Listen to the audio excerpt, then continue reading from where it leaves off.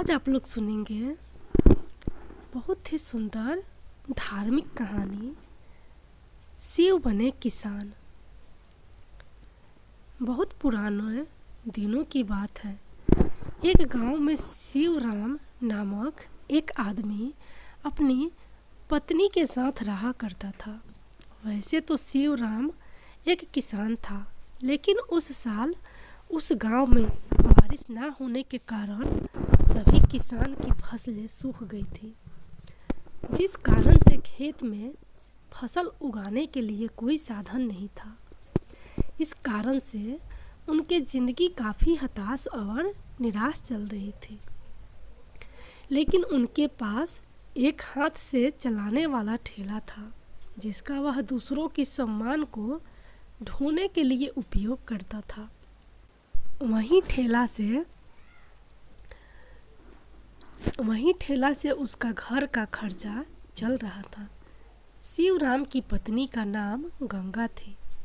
वह एक बहुत ज़्यादा भक्ति में लीन रहने वाली औरत थी और हमेशा भगवान शिव, भगवान ब्रह्मा तथा अन्य प्रकार के भगवानों को हमेशा याद करती रहती थी।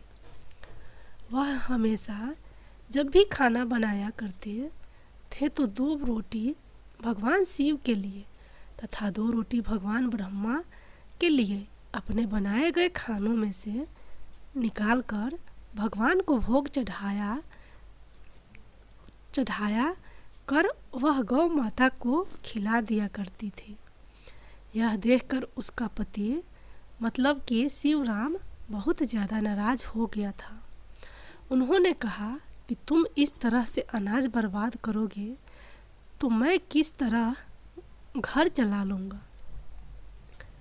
तभी उनकी पत्नी कहती है कि मैं अनाज बर्बाद नहीं कर रही हूँ, बस अपने कमाए गए और बनाए खाने से कुछ भगवान के लिए भी निकाल दिया करती हूँ, क्योंकि हमारे पास जो अभी कमाई का जरिया है, यह जो कमाई आ रहा है वह तो सभी भगवान की ही देन है। और उसमें से हम अगर भगवान के लिए थोड़ा धन निकाल मिले तो उसमें क्या दिक्कत होने वाली है। अगर भगवान हमें इतना कुछ दे रहा है तो हमें भगवान के लिए इतना कुछ करने के लिए भी क्या सोचना पड़ेगा। अगर बाद में हमारे काम नहीं चलेंगे और हमारे घर में खाना नहीं बनेगा तो भगवान भी भूखे रहेंगे। तभी तुम्हें पता चलेगा कि बहुत क्या चीज़ होती है और भगवान हमेशा हम लोगों को मदद करना रहेगा। पत्नी की बातें सुनकर शिवराम की आंखें खुल गईं। उन्होंने कहा कि तुम बिल्कुल सही बोल रही हो। मेरे पास जितना भी है, हमारे पास जितना भी है खाने पीने के लिए, सभी तो भगवान की ही देन है। क्योंकि अगर भगवान हमें काम नहीं देगा तो हम इसी तरह से भूखे ही रहेंगे। तुम हर रोज़ भगवान के लिए थोड़ा समय खाना निकाल कर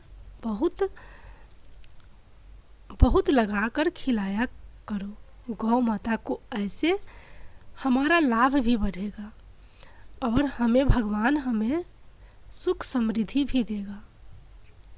शिवराम की पत्नी गंगा कहती है कि आप भी भगवान शिव की आराधना और उनका ध्यान किया करो, इससे हमारी कमाई का जरिया ज़्यादा हो जाएगी।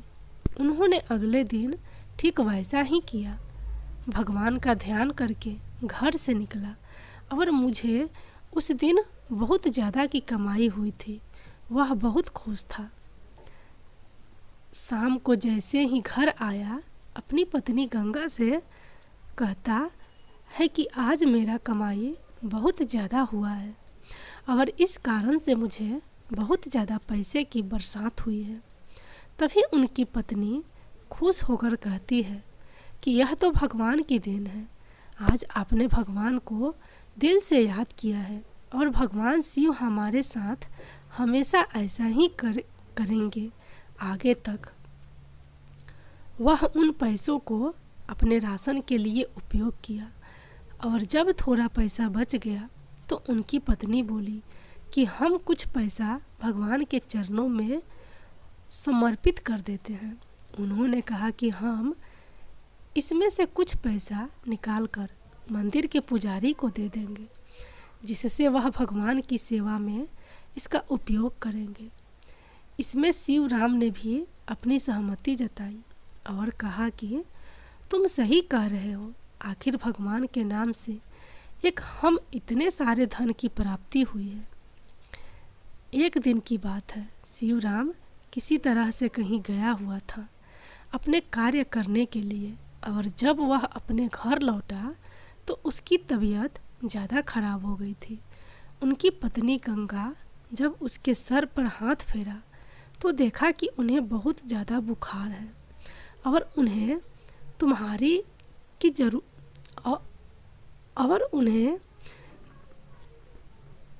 की ज़रूरत है।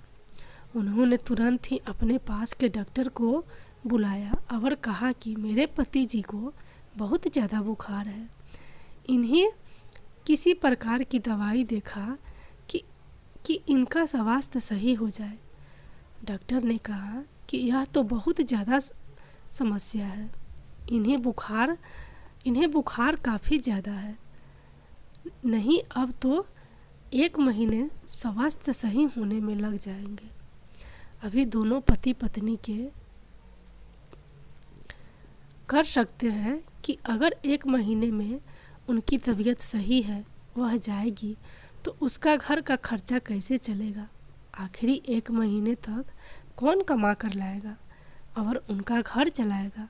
क्योंकि उस साल भी बारिश नहीं हुई थी और उनके खेत में अभी तक सूखा ही था। इस कारण से फसल भी नहीं हुई और तबीयत खराब होने के कारण वह मार्केट भी ठेला लेकर नहीं जा सकता था। ऐसे में उसका रहन सहन बहुत मुश्किल होने लगा था। 10 दिन बीत जाने के बाद उन्होंने देखा कि उनका तबीयत थोड़ा थोड़ा सही हो रहा है, लेकिन फिर भी अभी तक चलने की हालत में मिली तो उन्होंने सोचा कि मेरी तो खेत भी सही नहीं चल रही है और हमें बाहर जाने का रास्ता नज़र नहीं आ रहा है, क्योंकि मेरी तबीयत खराब है, पता नहीं आगे की ज़िंदगी कैसे चलेगी। यह सभी चीज़ें भगवान ऊपर से देख रहा था, क्योंकि शिवराम की पत्नी गंगा और शिवराम भी अब तक भगवान की बहुत सारा भक्ति किया करती थी और वह हमेशा भगवान के लिए कुछ ना कुछ खाने पीने के सामान में से भगवान शिव के तथा भगवान ब्रह्मा की आराधना के लिए उनके लिए निकाला करते थे।